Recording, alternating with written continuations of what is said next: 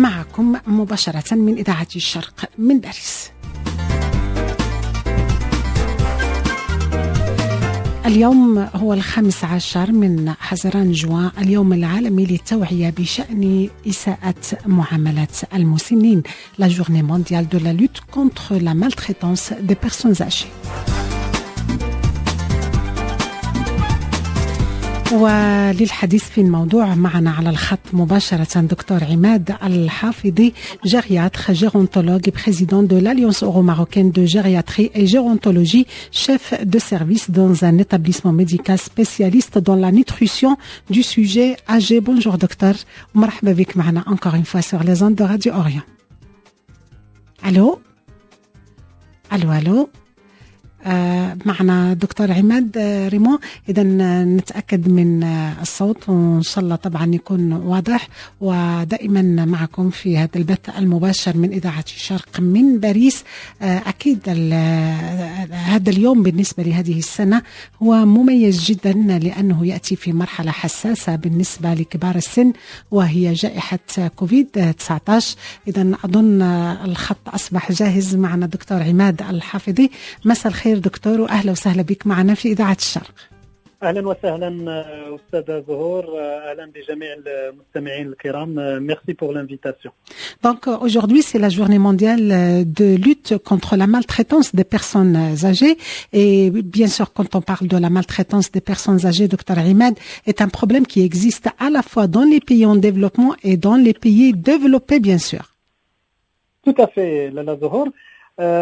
Donc le 15 juin dont on parle peu, donc c'est une journée pour rappeler que les personnes âgées peuvent être maltraitées. Il ne se passe pas une journée où les personnes âgées ne sont pas maltraitées, agressées, volées, arnaquées, violées.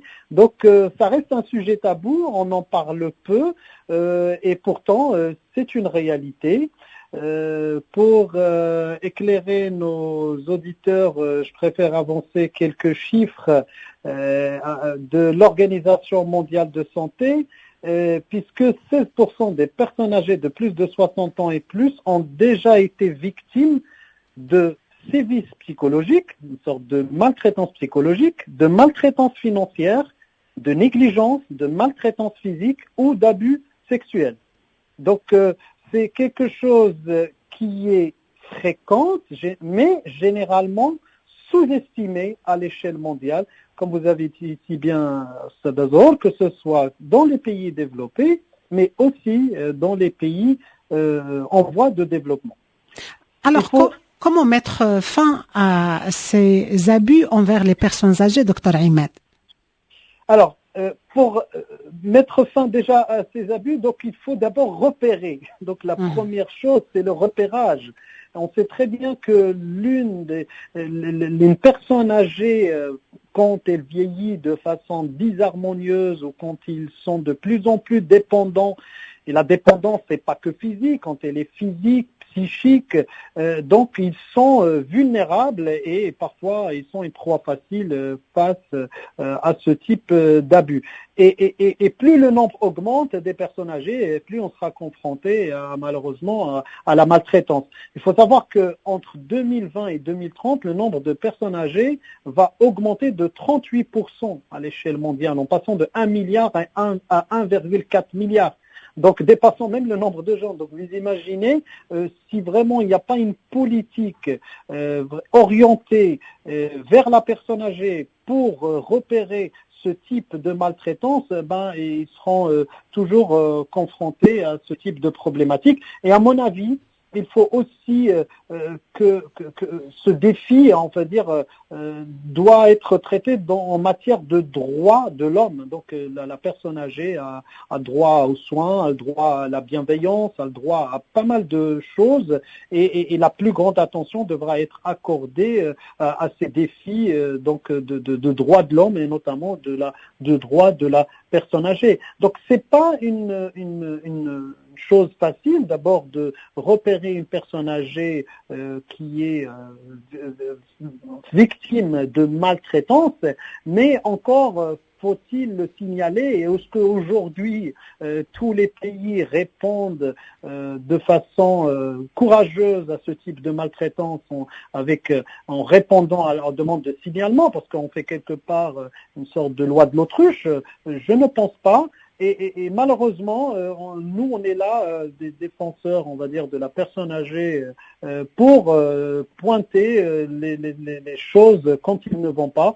Et je vais donner un exemple, si vous le permettez. Bien sûr.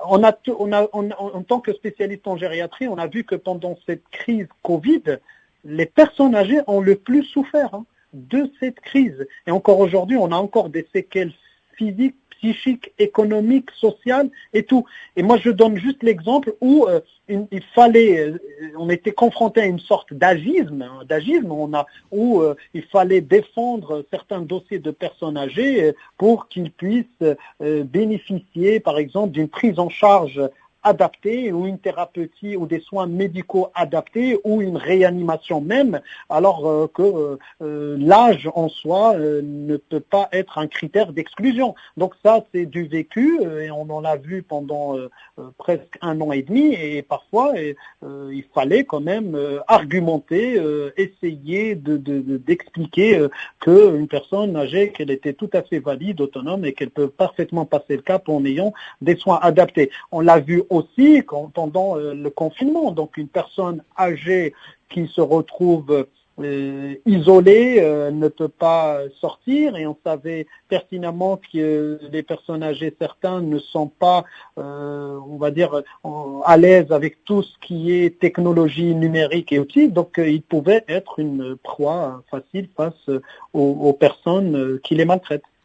Docteur Imad Al-Hafidi, vous avez dit que entre 2020 et 2030, le nombre de personnes âgées devrait augmenter de 38%, passant de 1 milliard à 1,4 milliard, dépassant le nombre de jeunes dans le monde.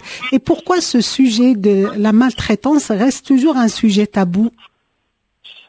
Justement, c'est ce qu'on dit l'Azhar, il faut avoir ce courage de le pointer, de l'identifier et d'en parler. Je pense qu'aujourd'hui, vous êtes l'illustration vivante d'un média courageux qui pointe une problématique taboue. Et je me réjouis d'avoir des médias de votre qualité qui pointent ce type de problématique. Et encore faut-il que les responsables agissent concrètement sur le terrain en disant avec on va dire des vraies actions. On ne peut pas dire qu'ils sont livrés à eux-mêmes, les personnes âgées, mais la problématique, à mon avis, c'est dans les signalements. Donc, bien sûr, on peut avoir, avant d'arriver à une procédure de protection, de sauvegarde justice, de tutelle, de curatelle et même de signalement. Donc, quel est le dispositif aujourd'hui où on peut passer un coup de fil ou appuyer sur un bouton, il y a tout le déroulé qui viendra protéger une personne âgée. Et je mets à l'opposé les procédures qui aujourd'hui protègent l'enfance. C'est comme si on parlait d'un fossé indémesurable. Donc aujourd'hui, il y a plein de dispositifs dans la protection de l'enfance, mais les personnes âgées aujourd'hui, parfois on peut faire un effort plus. On peut faire plus, à mon avis. Merci beaucoup, Dr Imad Al-Hafidi, pour toutes ces explications. Et avant de nous quitter, comme vous l'avez remarqué, il fait très chaud. Et vous êtes aussi spécialiste dans la nutrition du sujet âgé. Quel conseil donnez-vous aux Chivani qui nous écoutent aujourd'hui, Dr Imad? C'est une bonne question de l'Azhar que vous le posez. Effectivement, je profite de l'occasion que vous soyez avec nous. Non, mais il faut que les auditeurs comprennent qu'une personne âgée, sa physiologie n'est pas identique à un jeune. Donc, on a des modifications physiologiques qui fait que la sensation de la soif, elle baisse avec l'âge, parce que la détection par les osmorécepteurs, elle diminue avec l'âge. La perception de la chaleur, elle diminue avec l'âge. Il faut faire attention pour les encourager à s'hydrater, donc il faut boire suffisamment, et aussi faire attention à certains médicaments qui favorisent on va dire la déplétion, ça veut dire que ça les fait uriner, donc du coup ils sont candidats à se déshydrater davantage. Il faut faire attention à tout ce qui au coup de soleil, à l'insolation. Donc il faut, et surtout, moi je dis surtout les personnes âgées dépendantes. Donc il faut pas hésiter, je parle par exemple au niveau à domicile pour les gens dépendants, comme au niveau des institutions, de faire des tournées d'hydratation et aussi éviter de leur donner de la boisson froide. Ça c'est pas bon parce que la boisson froide ça va fausser on va dire la quantité d'eau dont le corps il a besoin, mais plutôt des boissons à température ambiante.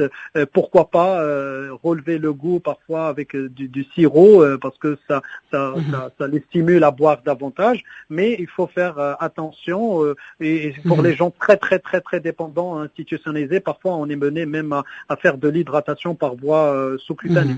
Et pour les personnes âgées qui aiment bien la glace, docteur Imad? Ils peuvent se faire plaisir avec modération, toujours. En tout cas, on peut toujours se faire plaisir avec modération. Je vous remercie infiniment, docteur Imad El-Hafidi, et je rappelle, comme vous le dites vous-même souvent, vivre, c'est aussi vieillir, agissant tous pour le bien vieillir. Merci beaucoup, docteur Imad. C'est moi qui vous remercie. À très bientôt. Merci, au revoir.